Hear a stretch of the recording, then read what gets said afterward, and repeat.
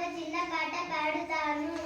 తేనెల తేటల మాటలతో మన దేశ మాతనే కొలిచెదమా. భావం భాగ్యం కూర్చుకొని ఇక జీవనయానం చెయ్యుదమా. ఇక జీవనయానం చెయ్యుదమా. సాగర మేఖల చుట్టుకొని సురగంగ చీరగా మలుచుకొని గీతాగానం పాడుకొని మన దేవికి ఇవ్వాలి హారతులు.